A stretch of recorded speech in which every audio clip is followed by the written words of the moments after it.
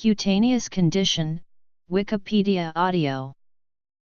A cutaneous condition is any medical condition that affects the integumentary system, the organ system that encloses the body and includes skin, hair, nails, and related muscle and glands. The major function of this system is as a barrier against the external environment. Conditions of the human integumentary system constitute a broad spectrum of diseases, also known as dermatoses, as well as many non-pathologic states. While only a small number of skin diseases account for most visits to the physician, thousands of skin conditions have been described. Classification of these conditions often presents many nosological challenges, since underlying causes and pathogenetics are often not known. Therefore, most current textbooks present a classification based on location, morphology, cause, and so on. Clinically, the diagnosis of any particular skin condition is made by gathering pertinent information regarding the presenting skin lesion, including the location, symptoms, duration, arrangement, morphology, and color. The diagnosis of many conditions often also requires a skin biopsy, which yields histologic information that can be correlated with the clinical presentation and any laboratory data. The introduction of cutaneous ultrasound has allowed the detection of cutaneous tumors, inflammatory processes, nail disorders and hair diseases. Layer of skin involved. The skin weighs an average of 4 kilograms, covers an area of 2 m², and is made of 3 distinct layers: the epidermis, dermis, and subcutaneous tissue. The two main types of human skin are glabrous skin, the non-hairy skin on the palms and soles, and hair-bearing skin. Within the latter type, hairs and structures called pilosebaceous units have a hair follicle, sebaceous gland, and associated erector pili muscle. In the embryo, the epidermis, hair, and glands are from the ectoderm, which is chemically influenced by the underlying mesoderm that forms the dermis and subcutaneous tissues. The epidermis is the most superficial layer of skin, a squamous epithelium with several strata: the stratum corneum, stratum lucidum, stratum granulosum, stratum spinaceum, and stratum basale. Nourishment is provided to these layers via diffusion from the dermis, since the epidermis is without direct blood supply. The epidermis contains 4 cell types: keratinocytes, melanocytes, Langerhans cells, and Merkel cells. Of these, keratinocytes are the major component, constituting roughly 95% of the epidermis. This stratified squamous epithelium is maintained by cell division within the stratum basale, in which differentiating cells slowly displace outwards through the stratum spinaceum to the stratum corneum, where cells are continually shed from the surface. In normal skin, the rate of production equals the rate of loss. About 2 weeks are needed for a cell to migrate from the basal cell layer to the top of the granular cell layer, and an additional 2 weeks to cross the stratum corneum. Pustule.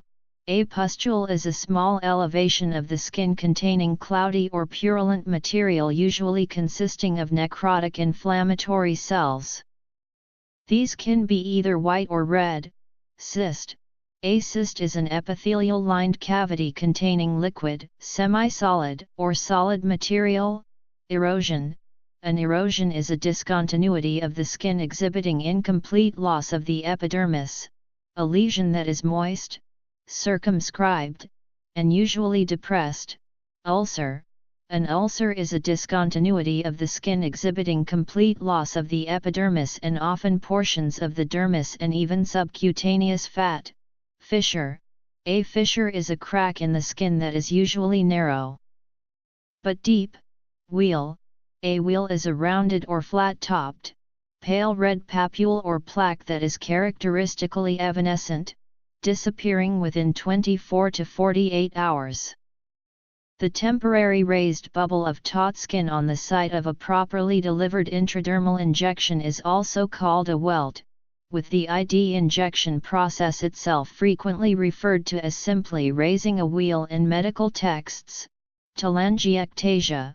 A telangiectasia represents an enlargement of superficial blood vessels to the point of being visible. Burrow. A burrow appears as a slightly elevated, grayish, tortuous line in the skin, and is caused by burrowing organisms. The dermis is the layer of skin between the epidermis and subcutaneous tissue, and comprises two sections, the papillary dermis and the reticular dermis. The superficial papillary dermis interdigitates with the overlying reedy ridges of the epidermis, between which the two layers interact through the basement membrane zone.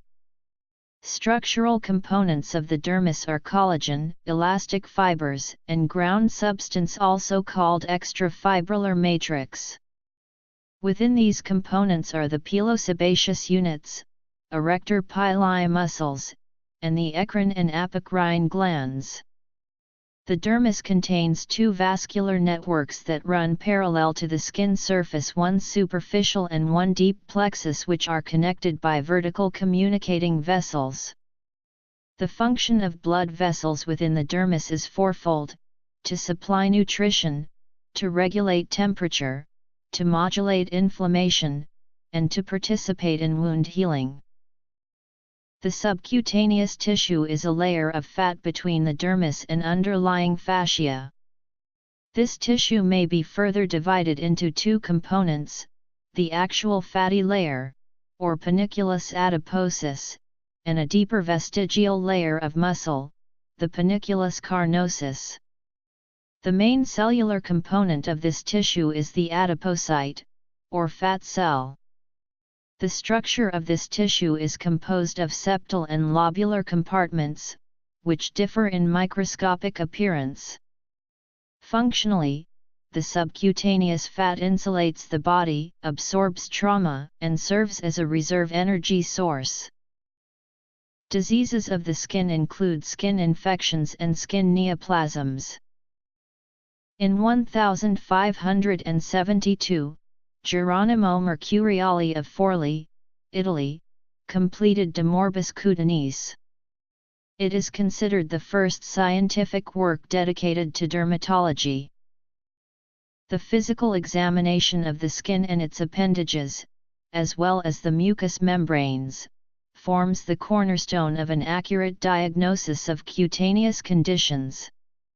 Most of these conditions present with cutaneous surface changes termed lesions, which have more or less distinct characteristics.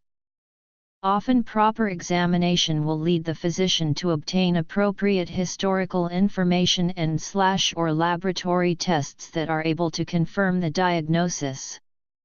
Upon examination, the important clinical observations are the morphology, configuration, and distribution of the lesion. With regard to morphology, the initial lesion that characterizes a condition is known as the primary lesion, and identification of such a lesions is the most important aspect of the cutaneous examination. Over time, these primary lesions may continue to develop or be modified by regression or trauma, producing secondary lesions. However, with that being stated, the lack of standardization of basic dermatologic terminology has been one of the principal barriers to successful communication among physicians in describing cutaneous findings. Nevertheless, there are some commonly accepted terms used to describe the macroscopic morphology, configuration, and distribution of skin lesions, which are listed below. Configuration refers to how lesions are locally grouped, which contrasts with how they are distributed. Distribution refers to how lesions are localized. They may be confined to a single area or may exist in several places. Some distributions correlate with the means by which a given area becomes affected. For example, contact dermatitis correlates with locations where allergen has elicited an allergic immune response.